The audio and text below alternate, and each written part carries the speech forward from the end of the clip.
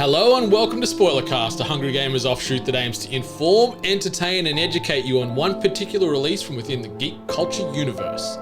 And on this episode we are tackling none other than a game that was released just a couple of weeks ago, August 31st to be exact, on the Xbox and PC. It currently holds Metacritic scores of 90 for Xbox and 88 for PC. Developed by Sam Barlow in partnership with Half Mermaid, who also published the game. Today we are talking about none other than the FMV, full motion video, as it's otherwise known. We're talking about Immortality, and the setting for Immortality goes as follows. Marissa Marcel was a film star. She made 3 movies, but none of these movies were ever released, and Marissa Marcel has disappeared. An interactive trilogy from Sam Barlow, creator of Her Story. I'm your host, Brendan White. You can find me on them socials just about everywhere at Brendan8Bits. And joining me on this episode, I am joined by 2 very handsome and very budding, talented film buffs. You can find them on the socials at Wilko's Chill Zone and at Jono himself. Wilko, Jono, welcome to the party, pals. How the bloody hell you doing? Pretty good. I am amazing, if that helps you at all. I'm feeling really good, yeah, especially with that amazing. And boy howdy, Immortality I should say. It was quite the journey. Before we jump in, obviously listeners, the way Spoilercast works is the first portion of this episode we're going to be spoiler free until we run out of things to talk about. Then we're going to give you a hard cut and then nothing is off limits from there. So this first half of the episode, if you've yet to play Immortality, we're not going to spoil any major plot points. We're just going to talk about our impressions, the high points, the low points, and everything else in between. But then after that, we're going deep on the story, deep on the ending, and yeah, nothing is safe. So maybe we can start things off, gents, with our general thoughts. Like, what do we think of the game? How was our overall experience? Wilko, I might throw it over to you first, mate. Do you want to get us started with what you thought about Immortality? I just want to start by saying this will be a very short non-spoiler section because it's really hard not to spoil this bloody game. But it's Game Pass. I saw it. I heard all the hype going into it, and I went media blackout on it. Like last minute, I didn't want to know anything about it. Like no hints, no nothing like that. And I just wanted to play the game without getting any interaction from anyone else. Finish it, and then look at what was online. And I think that's the best way to go about this game if you can. There's literal what the fuck moments in this game that just make you stand up and go. Your hair on the back of your neck jumps up. There's the whole one more click. Like I stayed up till 11 o'clock at night. Me old man. You old man. 11 o'clock at night. Just trying to get one more clip to it.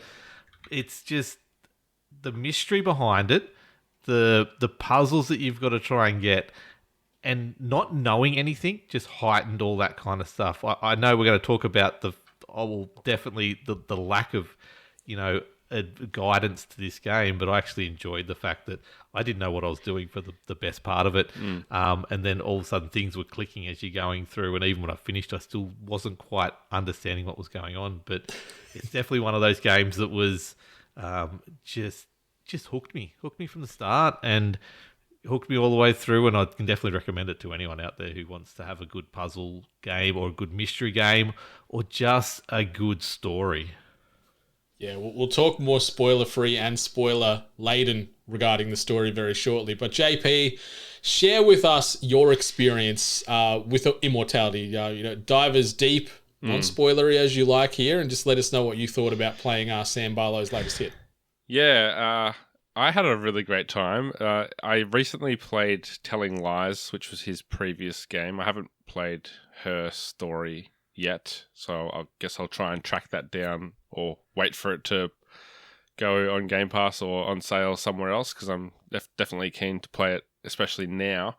But Telling Lies was a kind of a similar concept, except it was like typing keywords to scrub through like Skype calls and FaceTime videos, and I think this is like a better version of that. Like they've pulled it off to a better extent, and the actual story behind it is much more interesting. So I did have a really good time playing. I loved the sense of discovery, as that's basically the whole hook of this thing, is to just constantly discover, and unravel the story.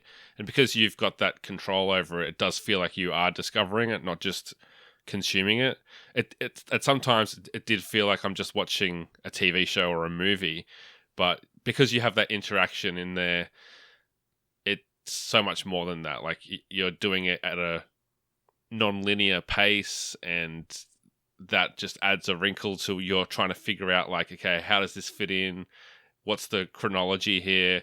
And then on top of that, you got all these little insights into, the history of film and the development of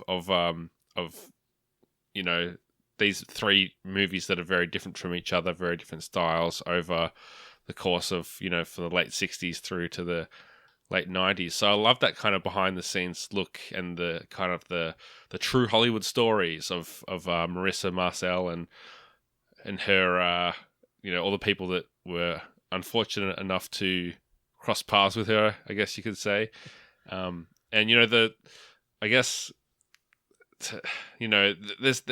the way that you jump into this game knowing nothing, like what Wilko was saying, that's something that can be really overwhelming at the start. So as much as I've been praising it, it took me a while to get into it, because I was like, to begin with, what am I meant to be doing here? Like, they don't really tell you, they don't explain it, and I'm just sitting there at the screen pressing the triggers and watching the clips jump around in different orders, wondering if I'm meant to be like moving them around in a certain way, or am I just meant to watch them through? So it took me a while to figure out that you just literally meant to do it at your own pace and figure things out. But once I got there, yeah, really enjoyed the experience. Yeah, it can be a little jarring, a little bit daunting. I found like from what the guys both touched on, the way this game works in a nutshell is you're splicing together footage from three films that Marissa Marcel was part of from the 60s through to the late 90s, and in between that you're getting behind the scenes clips, interviews, and things related to her broader life and being, to sort of try and work out what's happened to Marissa. And when you start the game, it gives you, it felt like it was sub 60 seconds as far as, here's the buttons. If you're playing on Xbox, this will rewind, this will fast forward. Here's how you favorite a clip.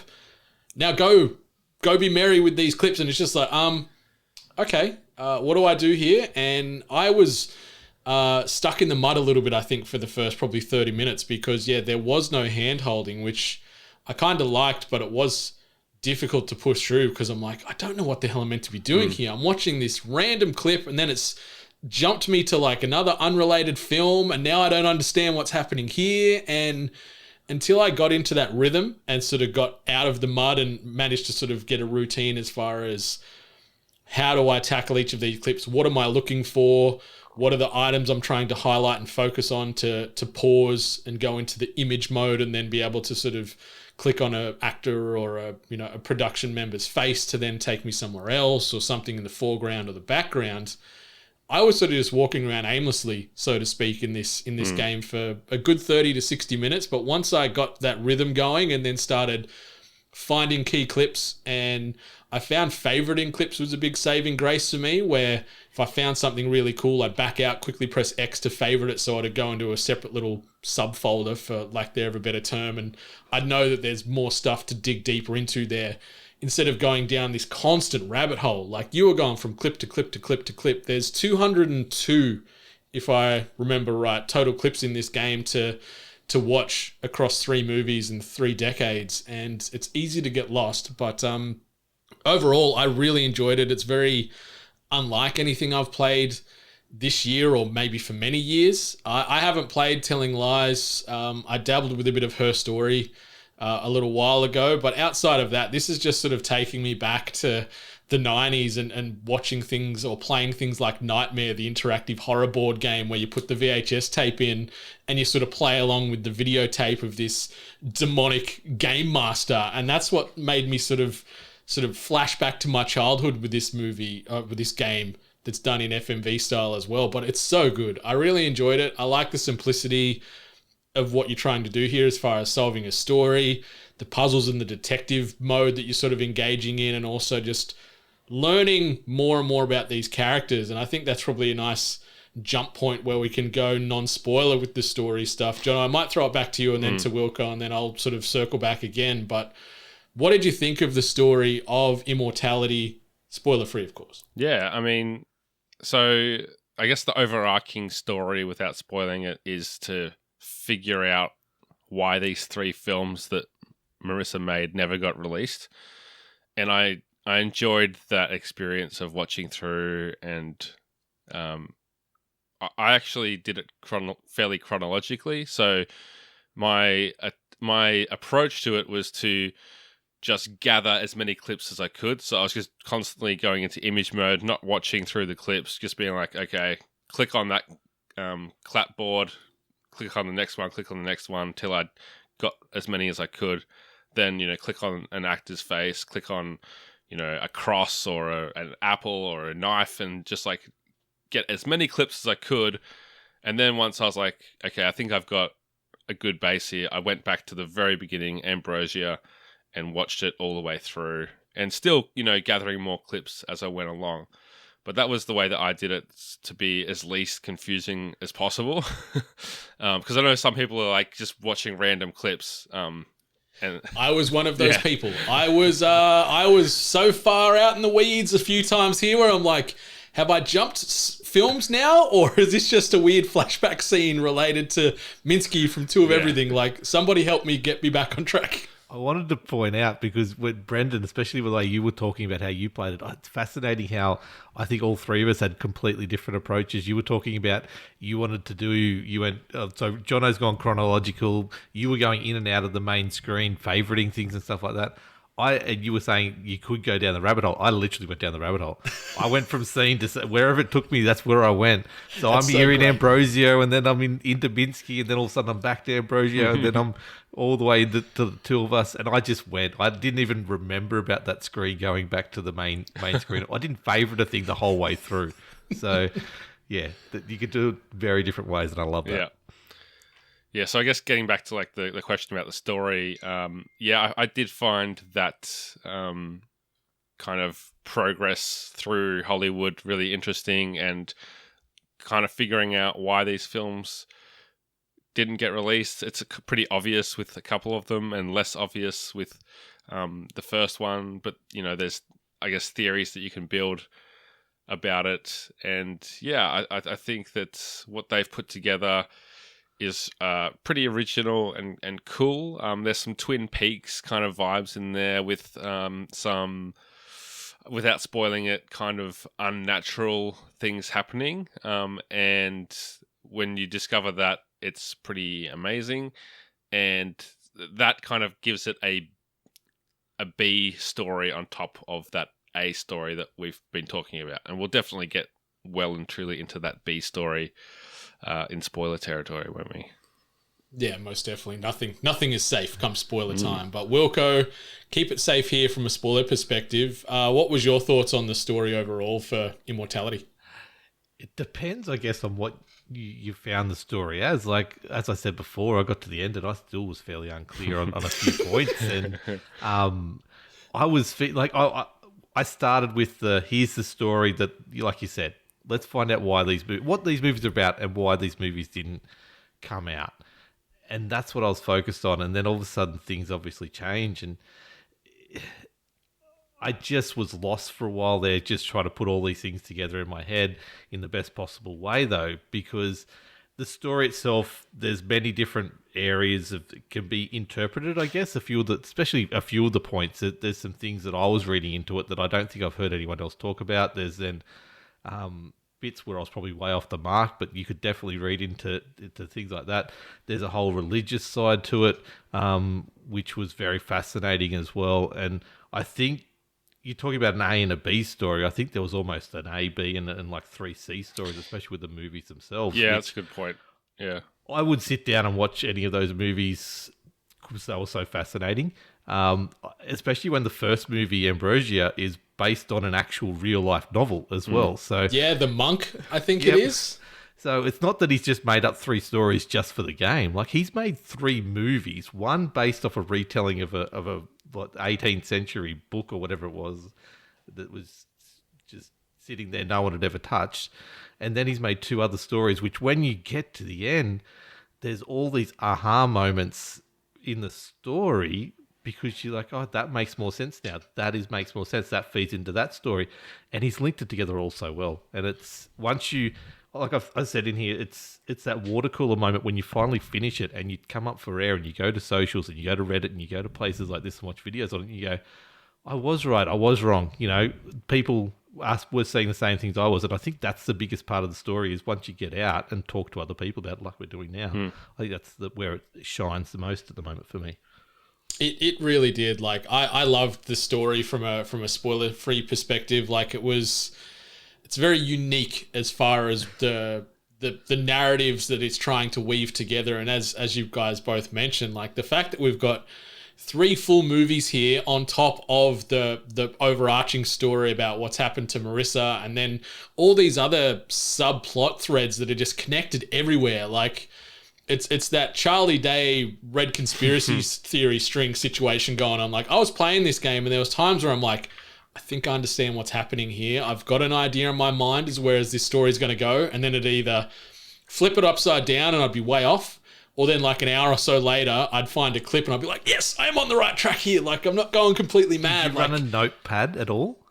I did not. Like I probably should have, but the favoriting clips was probably, I guess, my digital notepad where I could go back and go, I remember seeing in Ambrosia on this dated clip something that I need to skim back to, so then I go back and navigate my way through. But it's really well done. And like if Sam Barlow, I think because this game is getting such universal praise, it's so highly rated. I don't know any of the sales out data on it, but I'm hoping that those 3 movies exist in their respective entireties, because if they could release them like as a triple feature and you could stream them on, like, because maybe they're going to end up on Netflix because the game's coming out on the Netflix app. Maybe there's some type of agreement potentially where we'll be able to get to watch these 3 films in the near future, because I would gladly sit down and watch these because I think they'll be brilliant to watch them front to back, unedited, because, you know, we were chopping stuff up left, right and center. We didn't get the full consistent viewing experience. Don't worry. I'm hoping we get the 3. If they don't, then someone will put it on YouTube. In probably already is like the full, you know, Minsky, and it's like maybe 65 minutes long or something like that, you know. Yeah, so great. But I love that it was very like what Jono mentioned, it was a throwback to filmmaking of yesteryear.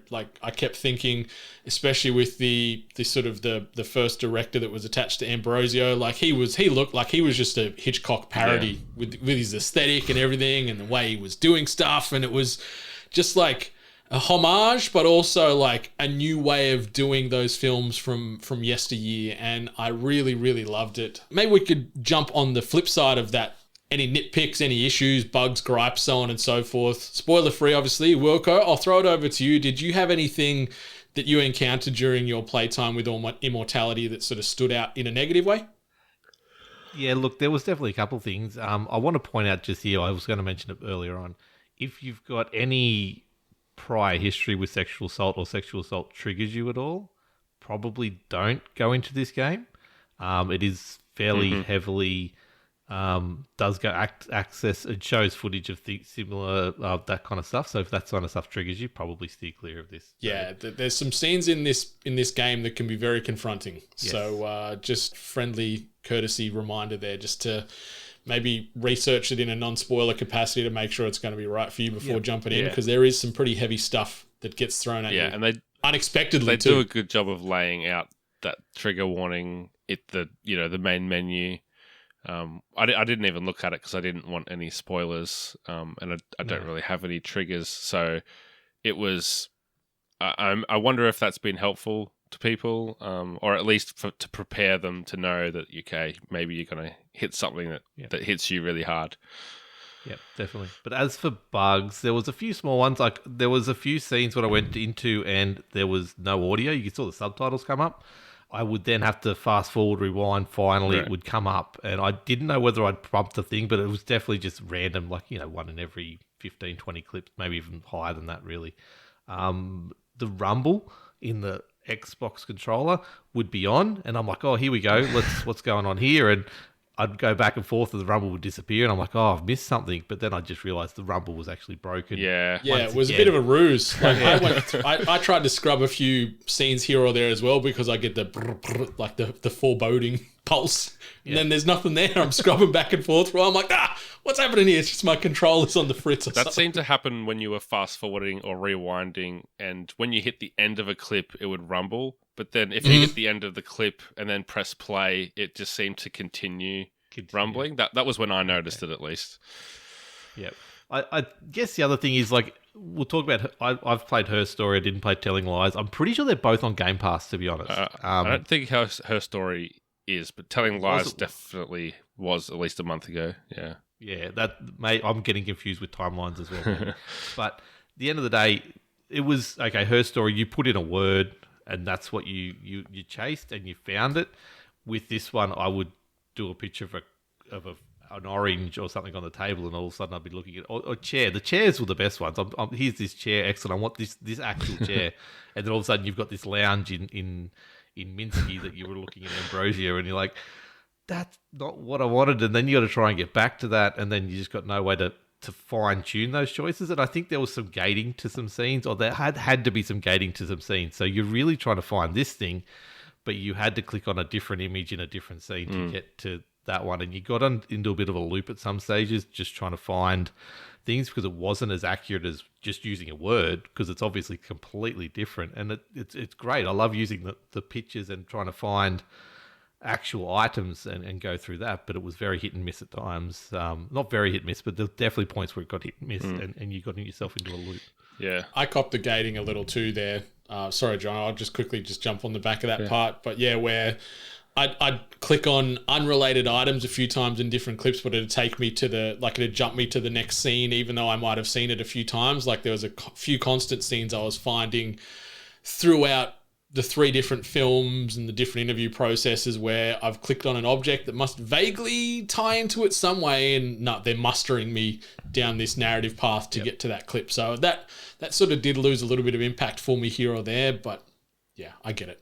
John? I was just going to say that something that we didn't really talk about, but that process of clicking on the different objects to unlock new clips that you haven't seen, you really did feel like a genius or something when you saw something for the first time, like, oh, a painting, I'm going to click on the painting, or a mirror, and you click on the mirror, and it's like a new thing to explore, and get like 5 or 6 new clips out of, a snake or like a flower or something, and it's like, yeah, I'm a genius.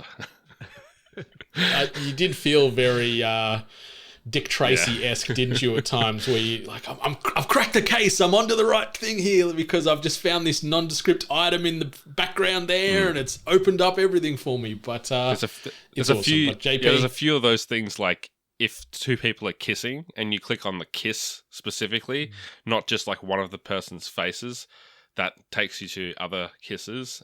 So yeah, there is a few nuances to that. It's not just simply like, here's a cup and it's going to take you to any form of drink bottle or mug or coffee cup or whatever through the whole game.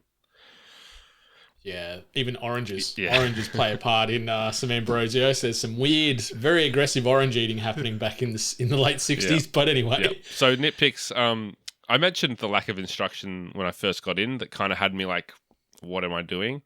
What's the point of this game? But once I got past that, my only real nitpick that I can say that's spoiler-free is that I hit the credits randomly about, it felt like 60% of the way through the game. And I've noticed for other people just listening and reading that it's happened for them after very key story points.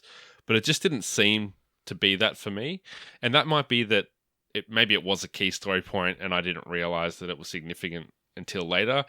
Or, perhaps it just, through whatever algorithm it decides it's time for the credits, it just spewed it out for me. And it is an interesting moment that takes place before the credits that I can't talk about yet.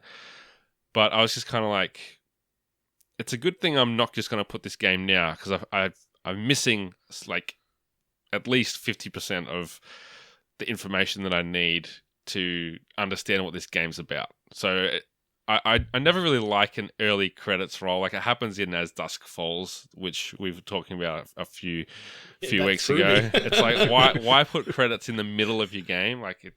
I don't understand the logic to that. You should save it till the end, because otherwise some people will just put it down and say, well, that was a weird game, and that's it. Like a small amount of people might think that way, but it's still something worth considering, I think.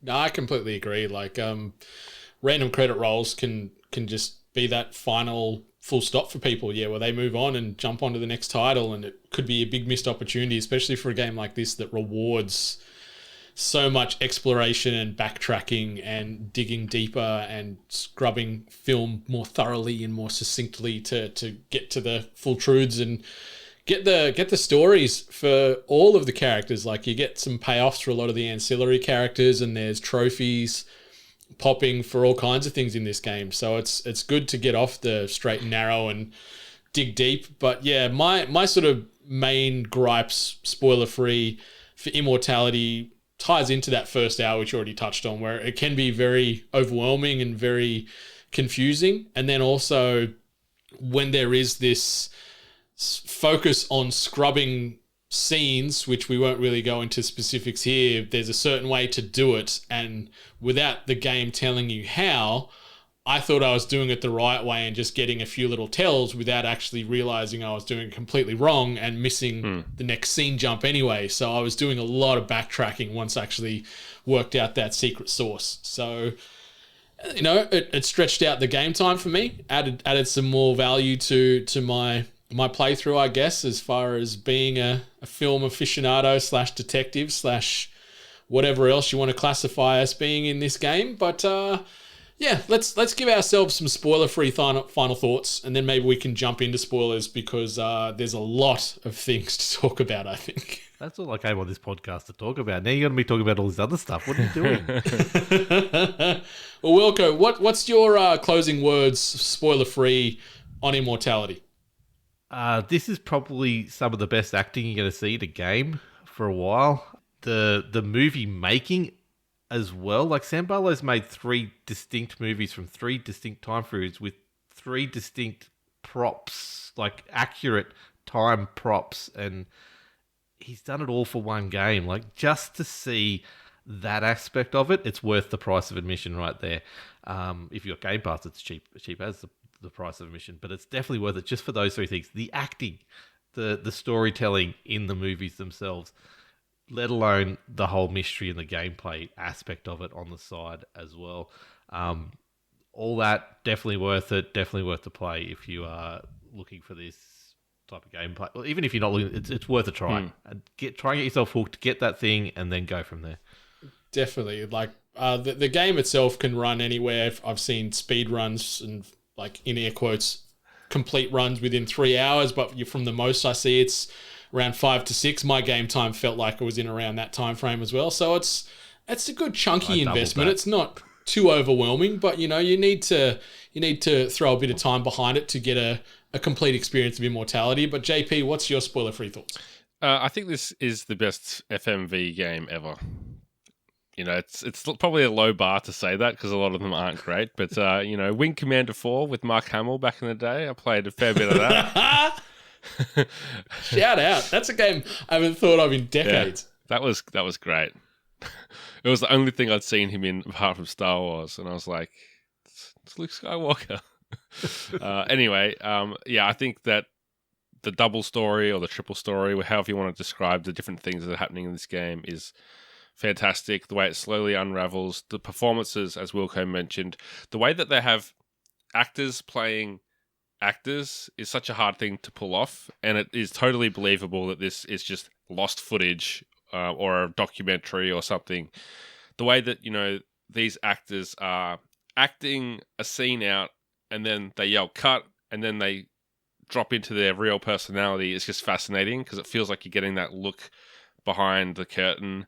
And seeing the drama of things happening on set, it's so interesting, and you feel like a fly on the wall, which is so much fun. and those performances are just really solid. Like there's never a moment that you're like, oh, that line wasn't delivered very well.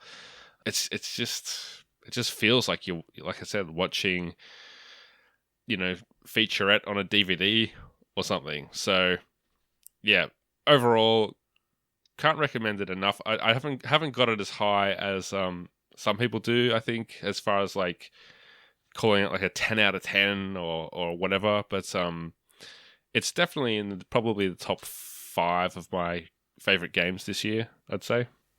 Yeah, I'm of a similar mindset to both you guys. Like it's one of my favorite games I've played in 2022 so far. It's very unlike anything I've played in I don't know how many years. And like he's touched on, the acting in this game, where they are doing multiple characters at once within the game, is better than some of the blockbusters that you watch at the cinema. Like, it is astounding. Like the cast, I have not heard of anyone that played any of the characters in this game before, but I'm curious to see what their respective acting backgrounds are and if they're in some movies and TV shows of note, because they've got some acting chops. Like, they've got some skills and they carry this game effortlessly. And I cannot wait to see what Sam Barlow does next. Or is this his piece de resistance and he retires and lives off this game for the rest of his life? I don't know. But if this is sort of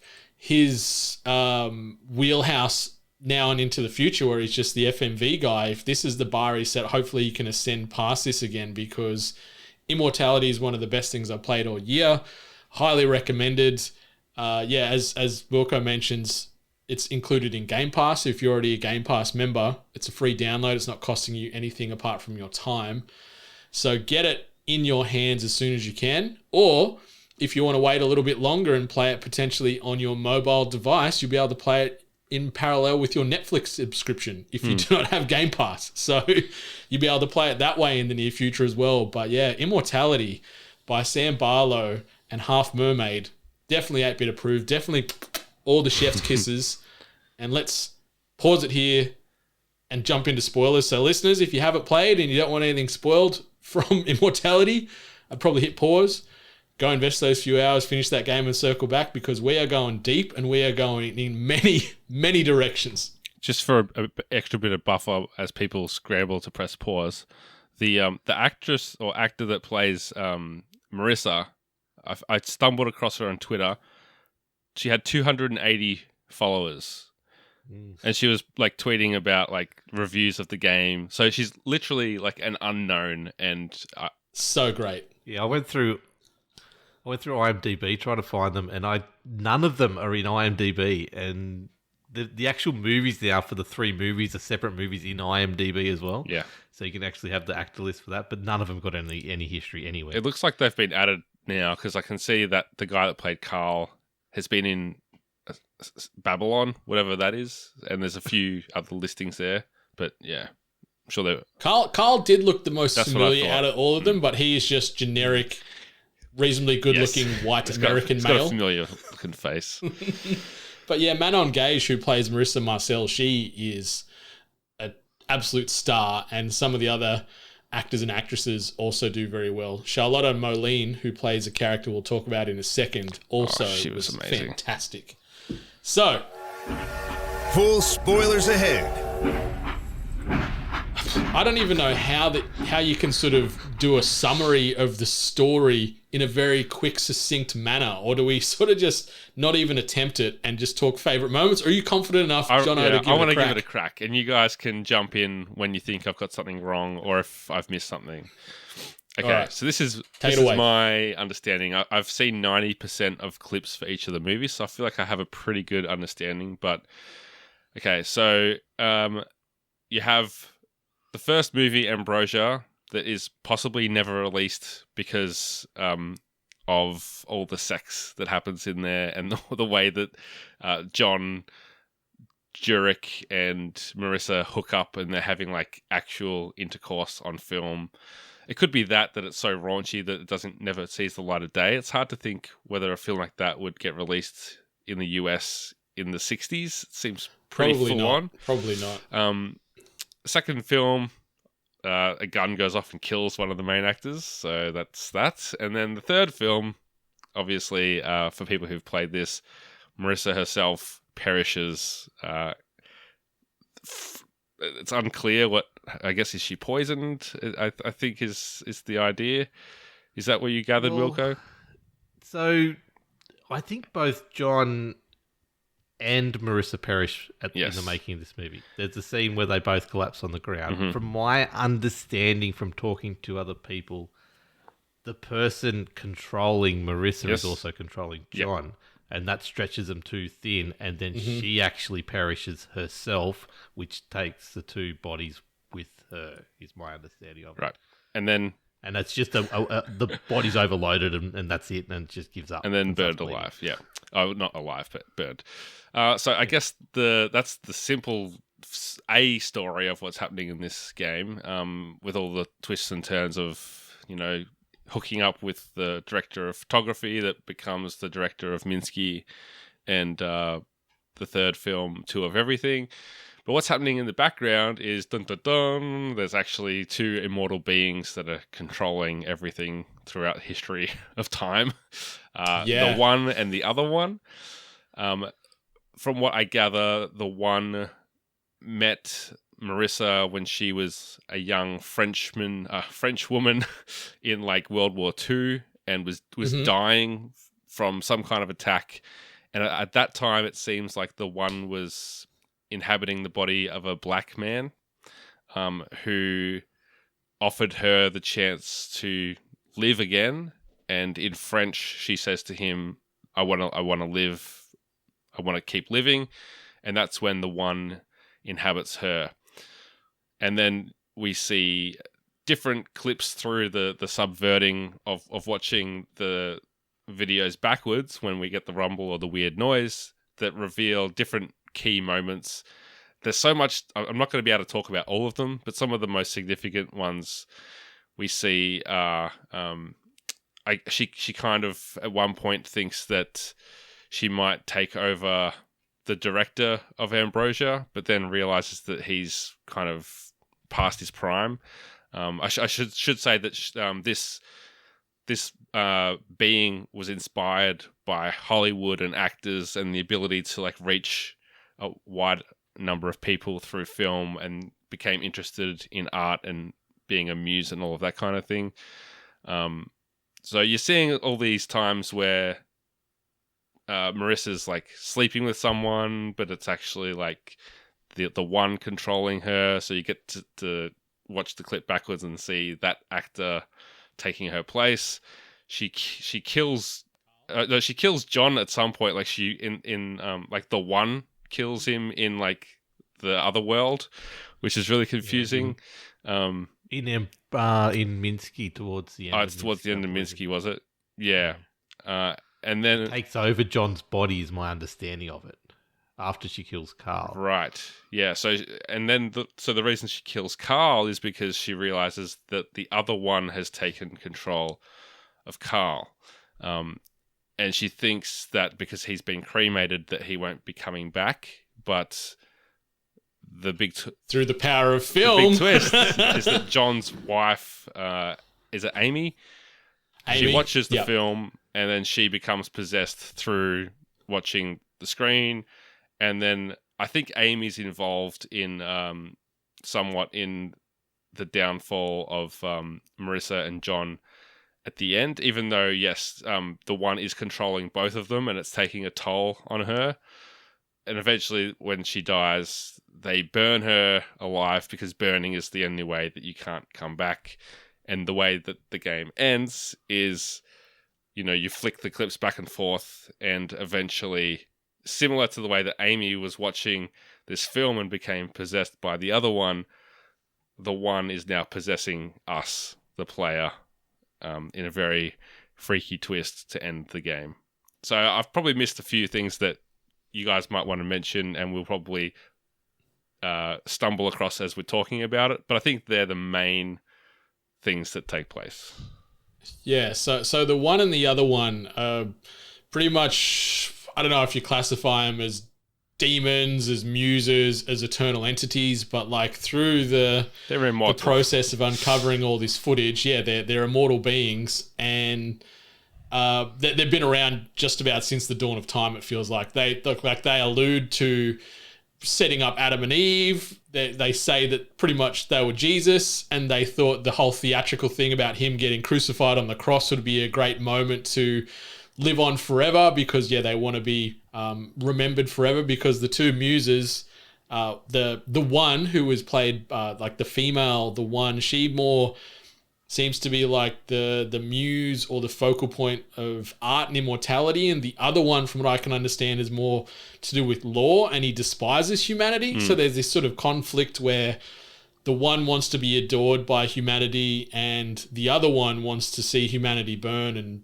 die. So there's this constant eternal conflict throughout all these characters that they inhabit and live lives through, and it all plays out in this scenario here with Immortality. But it was a lot. Holy crap. Like when it started to sort of open itself up to myself, and I understood, or at least I thought I understood or could sort of fathom some of these things that were going on amongst the main sort of A plot of this game, I was just like, what is going on here? It is going so deep, and I'm so confused, but I'm also all about it. But Wilko, anything else you wanted to add regarding the overall synopses, and then maybe we can jump into our respective favourite moments full of spoilers. So you've got pretty much the main story beats right on. I thought they were going to be just Adam and Eve coming through at one stage.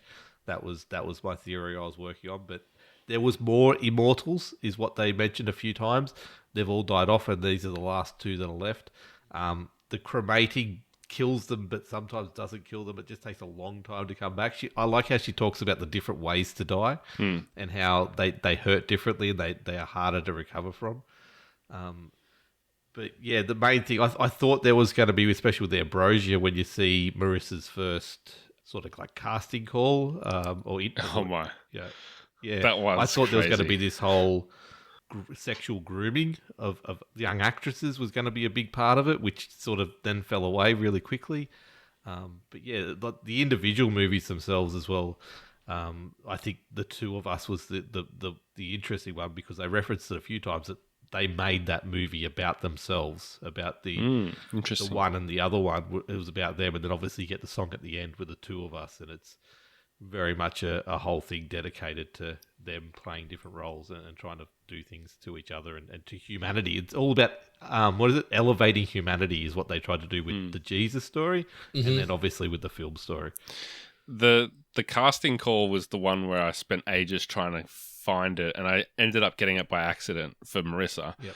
But when you rewind that one and get the subverted version, that was wild. Did you guys see that one? It's the one where the one is taking the place of Marissa, and the conversation starts off, and the director says, like, "How old are you?" And she goes, "How old are you?" And she like pulls him over and sits him on the chair. She like asks him all these pointed questions, like, "What are your party tricks?" And he tells like a dirty limerick, and it's just like such a weird moment to see the power dynamic completely shift. So it was a bit confusing sometimes, like these things aren't happening in real life. Where are they actually happening? Like, is it happening at the spiritual level or something? Like, it was a bit like unclear how these things were taking place, because they obviously weren't like a one for one, reenactment of the real world. It was more of like a symbolic occurrence, it seemed like. Yeah, I don't know. I'm with you. I'm not completely sure on that. It felt like a lot of it played out in, let's just say, the real world, you could say, even those subverted clips, but it was just, we got to see under that mask as far as who was wearing that skin suit at the time. But it's interesting because that whole grooming and young starlet thing does pop up infrequently in those in the game itself, like when she's doing the interview on like the Late Show, and the host is like, "Oh, how you're very young, like you look so young, and you're a gorgeous woman." Like there's a lot of nods to modern day Hollywood, even though we are backdating this thing 50 years or so. So she was 17 when she auditioned as well, which is very young to be casting someone that's going to be having lots of sex on camera. Yeah, and I assume that's why they shot it in Italy, to avoid some of the predatory laws and stuff in America. Then there was the other casting call with the slightly larger young girl, and he just basically, nah, sorry, you're not good enough. Oh, you're cute, but you're not good enough. Yeah. And it was like it went into it, but it just never followed through with that storyline at all. I think it was just very much like this was a not so subtle jab at Hollywood back then right through to now, and showing that nothing much has really changed. No. But yeah, favorite moments. Let's go down the rabbit hole. Let's share some of our high points, low points, however you want to classify those favorite moments in Immortality. Wilko, start us off. Share some of your favorite times with Immortality. Can I bounce it straight back to you then? Sure. When did you realize there was the subverted videos when you were scrubbing back? How did you stumble across that? Yeah, so I think the first one I got it from was actually the sex scene in the toilets, where they're filming the sex scene in the toilets, and it sort of, I was doing the scrub back there, and then the one popped in, and I'm like, hang on, what? I beg your pardon? What's happening here now? And so I sort of was back and forth on it, but I didn't know to use the D-pad to get the full subverted experience. So I just sort of had this weird cut going from Marissa and Carl to the one, and the other one, I guess, having the sex scene. I can't remember if it was both of them playing. Yeah, it was. In the subverted scene there. So that was the first one. And then there was another one in Ambrosio that happened not too long after that, where one of the nuns is holding the baby and she's sort of crying against a stone wall, and it sort of cuts to Marissa against it, real close up facial shot, and then it like just imposes the one straight in over the top. I was like, oh, fucking shit, what's going on? Like the face cut just scared the crap out of me, and that's where it happened for me. Probably, I'd say an hour to an hour and a half in, I reckon I got the first one. Yep. How did you go, Jono? Where did you find it?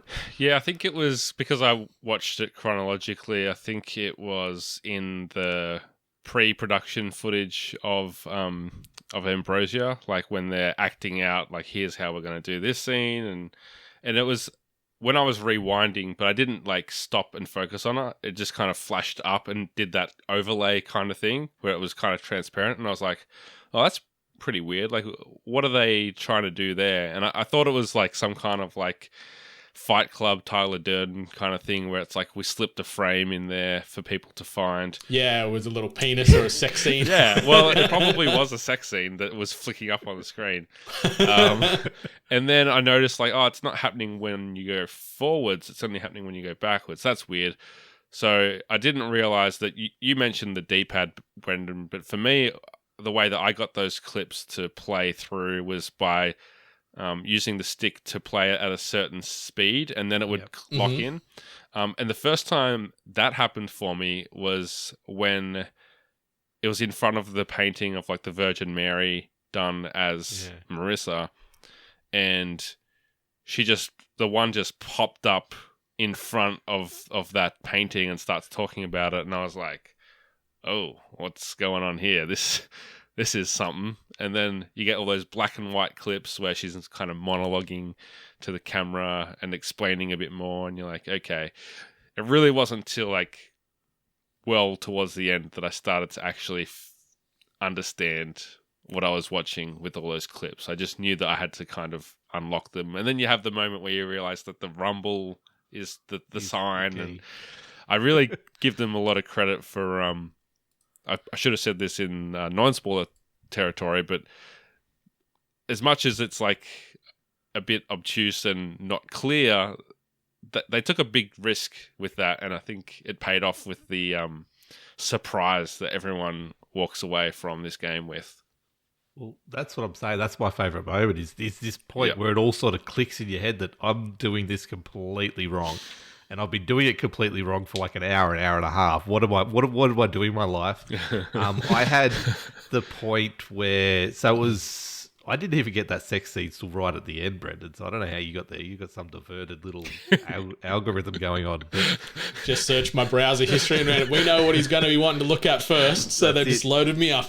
So I got the scene where, well, I was talking about before, where they both collapse on the filming of the two of us, and she's spinning the phone, and I'm going back and I'm trying to get back to the phone because I want to click on the phone, and I'm going back and I'm like, I sat up in the chair really quick. I'm like, that's different length hair. That person's got like really short hair because it was the back of the one's head walking back.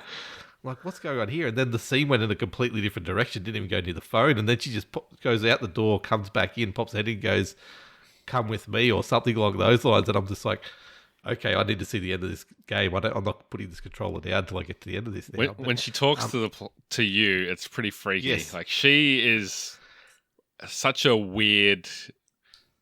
Like, the way that she presents herself is so strange. Like, sometimes she's like absolutely terrifying. Other times she's kind of sexy. And it's just like so confusing to watch this person go through these different she's doing things.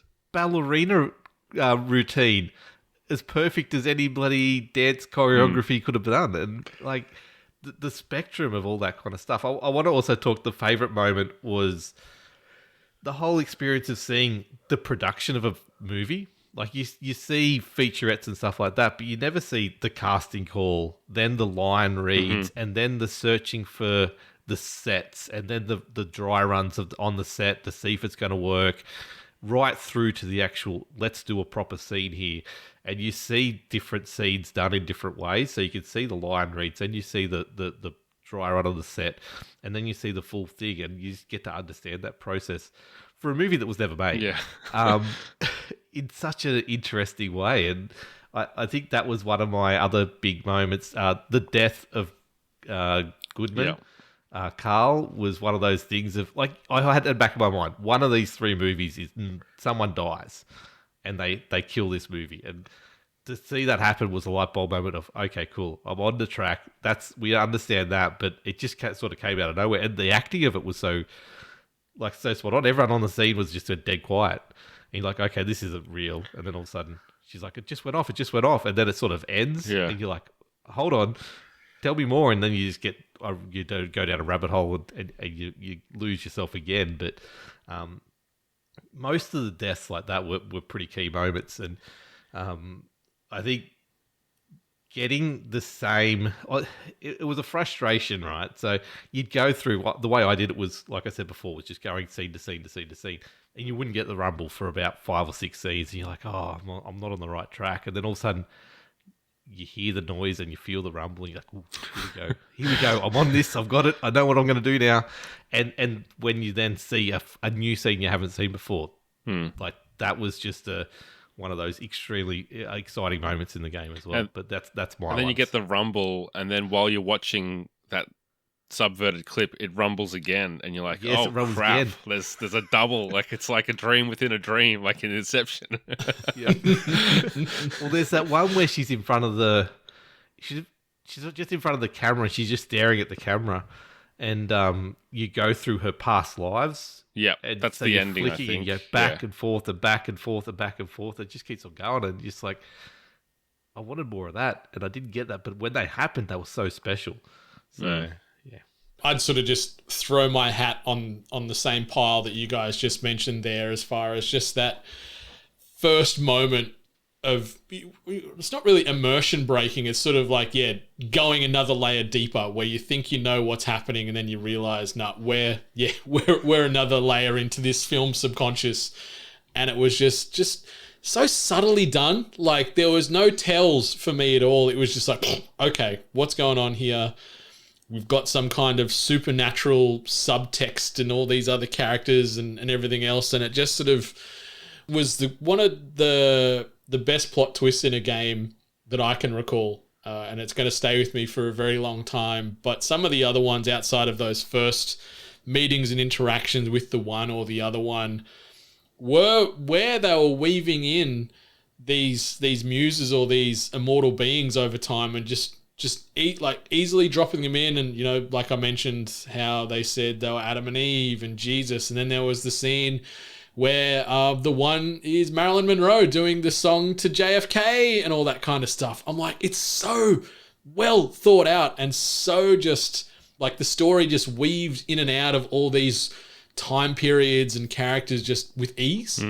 and it wouldn't have been an easy thing to do. Like, as you said, Wilco, the fact they went to such specific detail to show how a film gets put together when the film, right now doesn't really exist for us to watch outside of the snippets in the game. Like the love letter that Sam Barlow has for film in this game is endearing. Like, it is up there with anything, and it's just so good. It's just so different, and yeah, the lack of hand holding when it came to the key rumbles of vibrations on the controller to say something big's happening, and you just had to sort of crack that nut open yourself in whichever fashion you got there, was a really, really rewarding experience. And this game is just rewarding from front to back, and I just love it. I love it. I love it.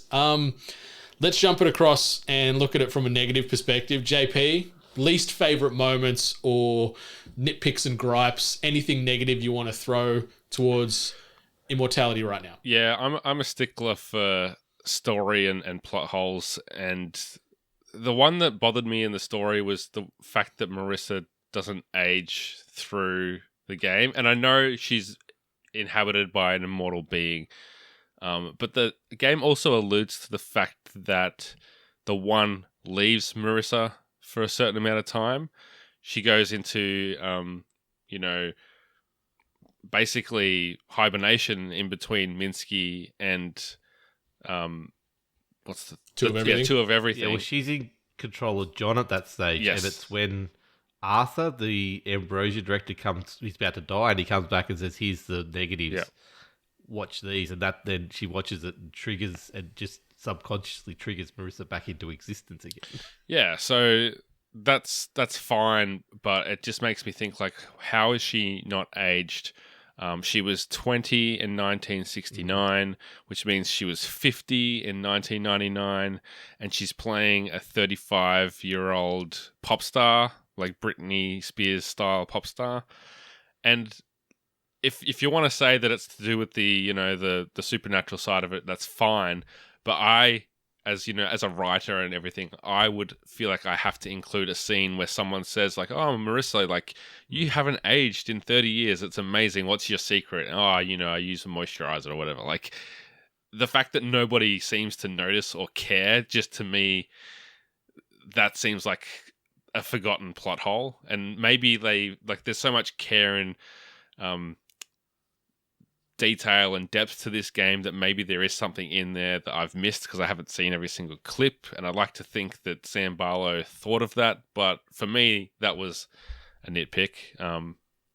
Yeah, I'll back that one too. Like, I just assumed, I'm like, well, because she had some eternal god inside her for a while, it probably slowed down the aging process, so that's where I'm gonna close that case and I'm gonna move on. I just thought, you know what, if I had the One in me for a while and they left, I'd probably look the same like this in 2050, was my thoughts. So I'm like, it's low-hanging fruit. I'm like, that's the easiest way to get a resolution here. But yeah, it would be nice if there was a scene explaining it in some regard, because that was one of the biggest ones for me. I'm like, what's happened? She looks just the same as she did in the late 60s. Please explain, Sam Barlow. I know it's an indie game, but like, age her up a little bit or something, like, but then I'll makeup. Like, there's things you can do. Anyway, the other thing that really bothered me was the final scene where they're burning Marissa, but it's very clearly a mannequin that's completely motionless, and very much not the Marissa that we last saw, who had, bled from her nose and died in a fairly dramatic fashion, and then suddenly she's there sitting in a chair. She hasn't got any blood on her. Are we supposed to believe that they cleaned her up, propped her in a chair, and filmed them burning her? Like, her? Because when I watched that, I thought, oh, it's a mannequin. There's got to be more to this story. That's going to tie into the actual movie that they're making, not something outside of those movies. And they never went back to explain or to make that work. So I don't know if that was just like cutting some corners on production, and not wanting to do like a CG replacement or something for that. But yeah, it looked almost like an inflatable doll version of Marissa getting burnt alive Well, not alive, but in the chair. It was certainly the cheapest practical effects noticeable in the whole game, I think. Like, it was still a very big moment. And it was like, whoa. And then obviously the payoff you get at the end of that after you're sort of scrubbing around and you get that I'm part of you now scenario was very like, what the hell? I don't want to go to sleep tonight because I'm scared now because it's like I've watched this generation's The Ring. But yeah, it certainly could have probably been done a little better, but it probably came down to dollars, but still cool. Still enjoyed it. And it felt very... like, it reminded me of just shitty practical effects from the 60s and 70s. So I just thought, you know what, maybe that's just a little like a homage to that in a way too, where it's just so badly noticeable. But they're like, yeah, let's show some love to the giallo films and stuff of the 60s and 70s. Yeah. Yeah, no, I agree with it as far as, especially that scene. I put it down to the fact that that's the best they could do at the time. And I don't know why the rest of it had such good quality. And then they decided that was the part they were going to not spend the money on. I'm sure there's a scene earlier on in Minsky where someone gets burnt and it looks a lot better, or they burn something anyway, and the effects look a lot better. But I can't. One of the subverted scenes back then. But the most frustrating part for me was rolling credits, and I think we've all talked about it a little bit as well. And I will get into it in a bit more in the ending. But I didn't even realize how to roll credits, and I was playing it differently to all you guys. So to roll credits, you had to go back to the main screen, and I just didn't go back there. So I reckon I went for about an hour and a half, 2 hours after seeing all these scenes, trying to get lost and not knowing where to go. And then finally, I'll just jump out here, and then, oh, hold on, things are changing, and here we go, she's talking to me. And that was one of my frustrating parts of it. But not being able to, we said it before, we want to watch the movie in whole, like not being able to just have after you've rolled credits, okay, I want to go watch Ambrosia. Let me click this. Give it to me all in one order without stopping. Just let it play. It would have been a simple little option to add, especially at the end. I don't care if I've missed clips from it. Show me what I've got. Cinema mode or something. Yeah. Yeah. That's one of my little other frustrating things. But other than that, the Ambrosia, not knowing why it got really, like we talked about it before, the sex scene that they put into the movie was probably one of these things he's realised and then not wanted to release it, or the over amount of sex in the movie was probably either. But there's no clarification to that as far as I've seen. No. Everything else had a clear ending, not that. So that was my other one. No, apparently Ambrosio, the director, stole all the negatives. So the movie just got... But why did he? I think maybe he was jealous of John and Marissa actually... creating, like, starting a relationship on set. Could be.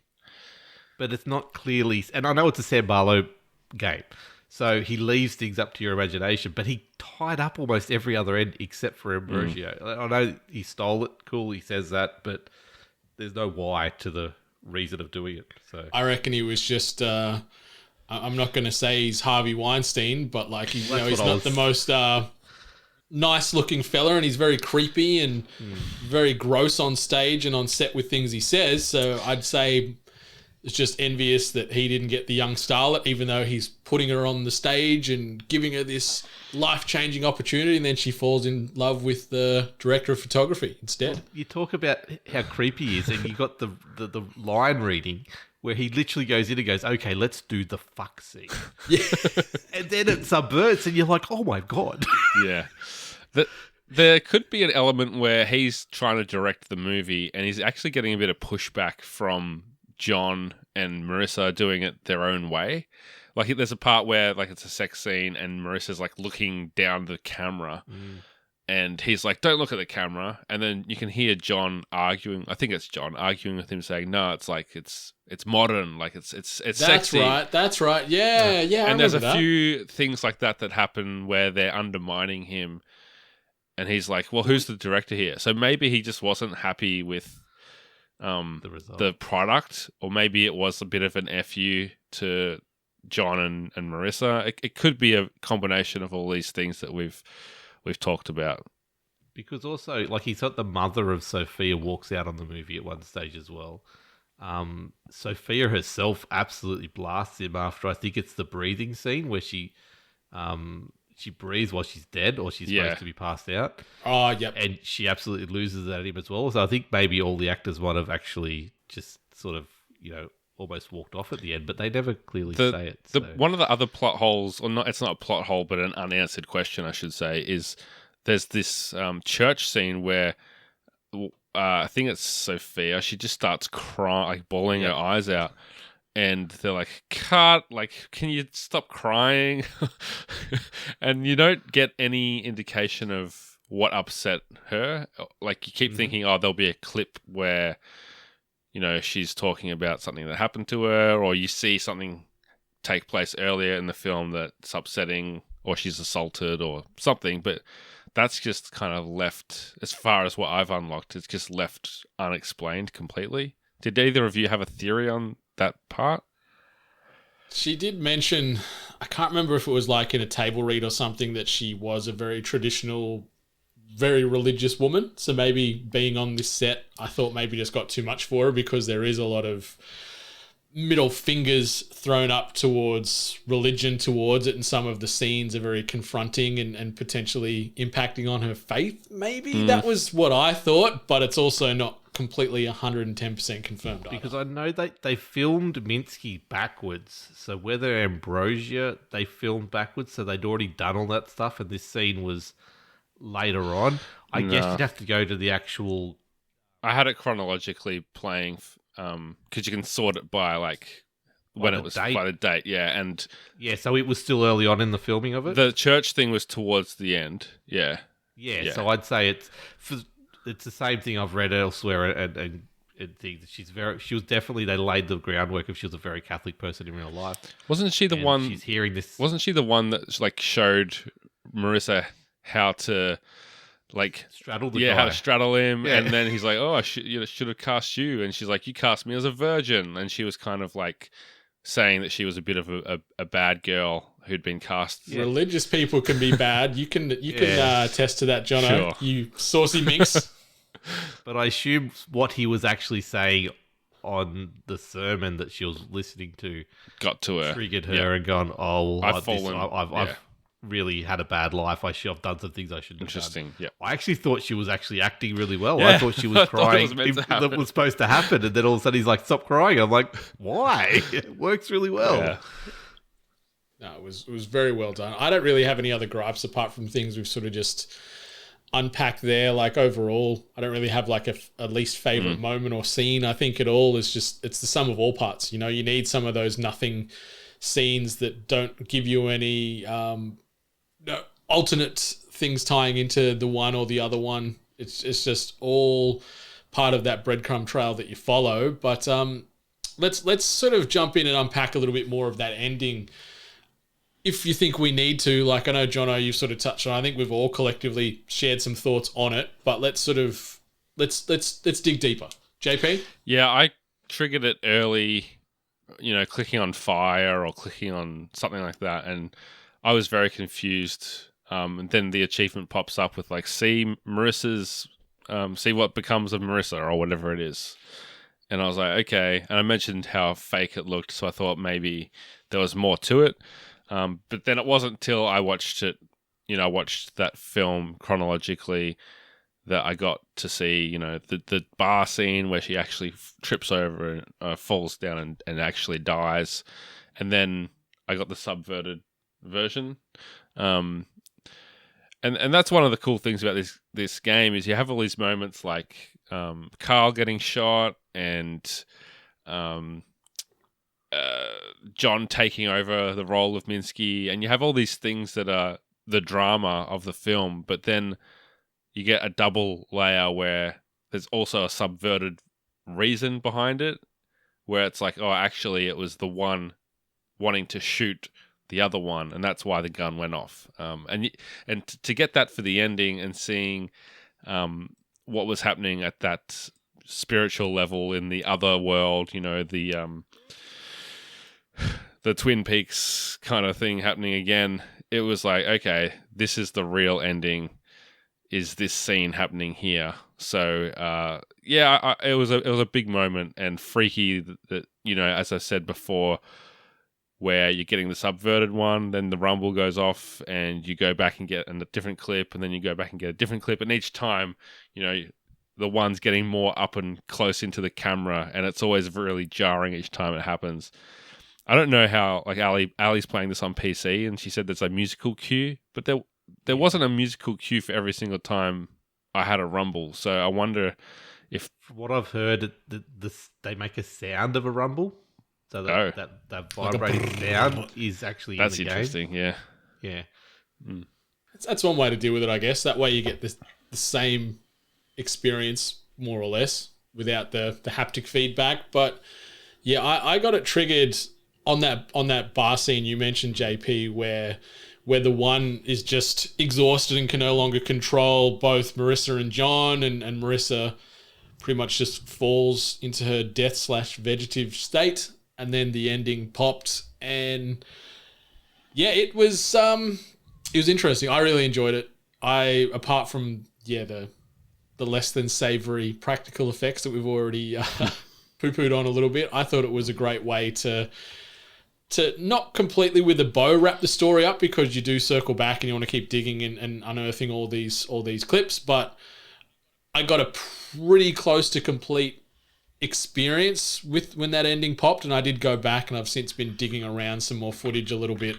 Probably spent another 45 minutes to an hour after it popped initially, and went back and played around with it some more, but loved it. And as I mentioned, just that ending where the one then circles back and says, I'm part of you now, and you just have this sort of like, I'd like this chill go through me a little bit where I'm like, oh no, like I hope that this game isn't somehow cursed and we find out down the line that we're all getting controlled by these eternal parasitic entities, which is terrifying in itself. But it was just a really great touch, and just that constant fourth wall breaking in this was just like, oh, give me more of this. I want all of the Sam Barlow, and that ending was just a nice cherry on top of a very warped, unusual Sunday for me. Yeah, definitely. I had, like I said, it took me a while to realise I'd rolled credits, but I definitely had the fire scene early. Didn't roll credits because I definitely jumped in and out. It was that bar scene that triggered it for me. 100%. That's the last thing I saw before finally really credits. The frustrating part for me was with the ending was I missed the whole Amy getting taken over thing. Yeah, I knew Amy was some major part of it, obviously.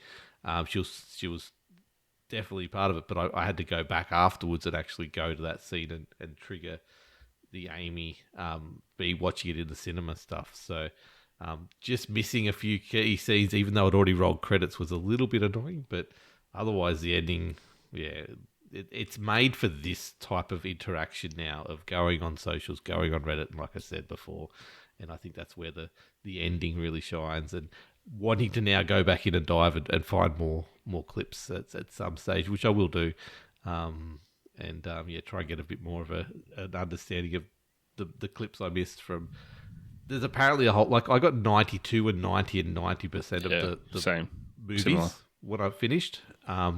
It's the subverted ones. I think I'm about 60 or 70% of that. So I need to go back and find all of them, because I think there's going to be some interesting stuff in there that I've missed. Yeah, my percentage scores are somewhere in the realm of 70 to 80. So you guys have sort of dug deeper than I have. So I'm looking forward to.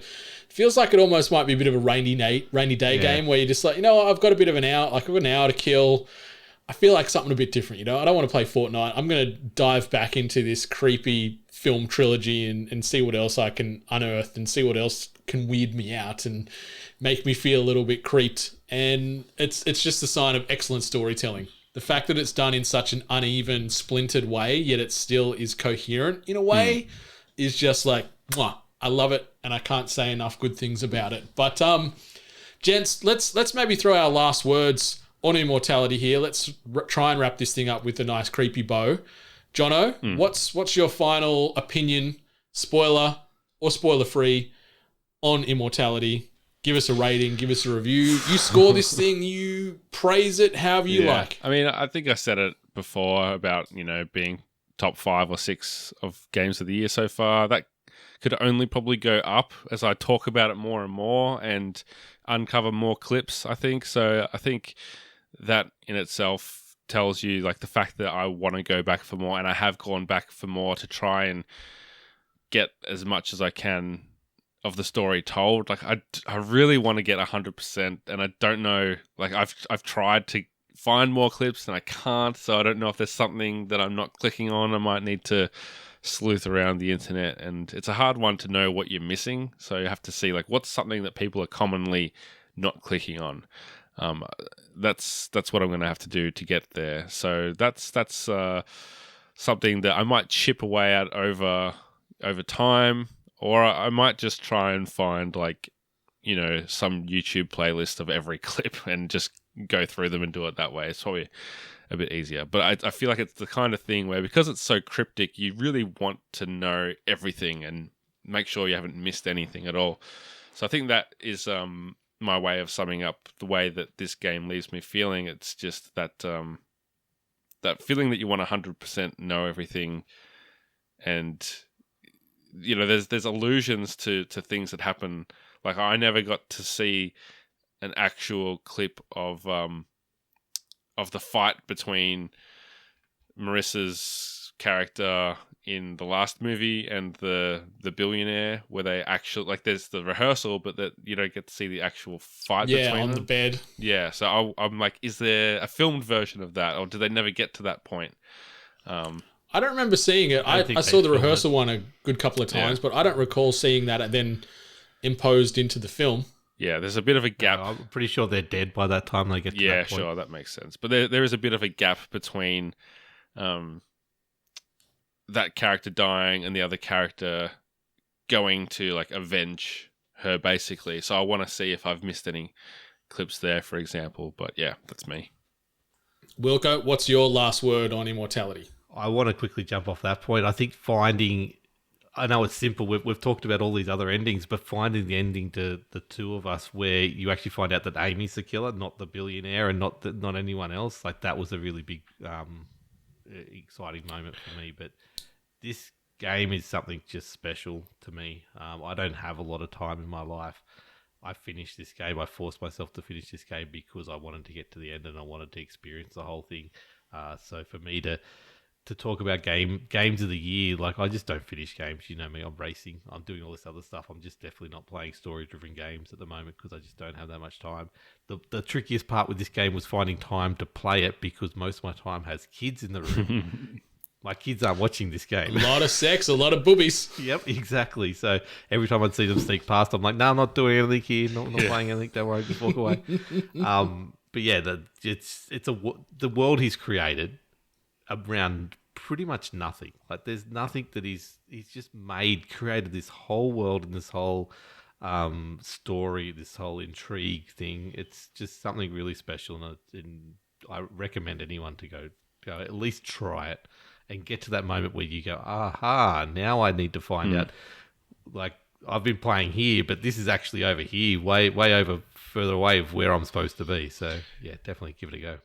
If I can throw just like one thing before you can wrap things up, Brendan, like I feel like when, you know, in years' time, when people are doing their like top 10 most shocking moments in video games and like top 10 moments, you know, in games, the moment that everyone has, which is a different moment, but discovering the one and the subverted clips, I feel like that will be that moment. The way you get, like, you know, leaving the vault in Fallout 3 for the first time and all these iconic moments in gaming, I feel like this has the potential for a lot of people to resonate to that degree where it's like you'll never forget that first moment that you kind of clicked in this game. I agree. I think this game's going to get talked about for a good long time. It'll be mentioned in those types of discussions for years to come, I think, because it is so well done. And this world that Sam Barlow's created, it's believable. Like, even though it does go into fantasy and supernatural and eternal beings and stuff, it is all believable and so well crafted. Like, every detail, big or small, is there for a reason. And I love it, and I can't speak highly enough of this game. It's one of my favorite games I've played in a good long while. It's so unique to everything else that's out there at the moment as well. And yeah, if you're on Game Pass, as I said, you're doing yourself a disservice by not downloading this and playing it. 5 to 6 hours, like, yes, that is a sizable chunk of time.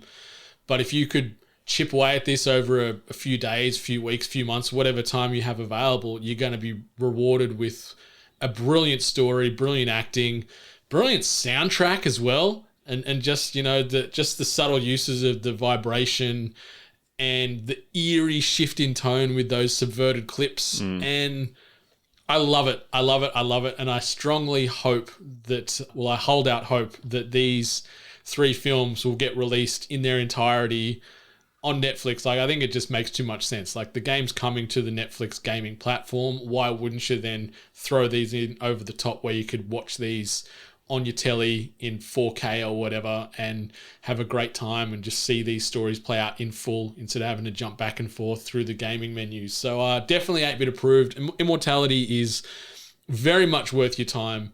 It sort of blends genres and story and tone, and it's just one of the best things I've played in a good long time. So shout out to Sam Barlow, shout out to Half Mermaid, and shout out to you two legends for joining me here on this very, very crazy, erratic journey that has been this Immortality spoiler cast. For a game that goes on and off the rails as frequently as it does, I think we managed to keep this podcast on the rails for the most part. I think it's very coherent and hopefully succinct and makes sense, listeners.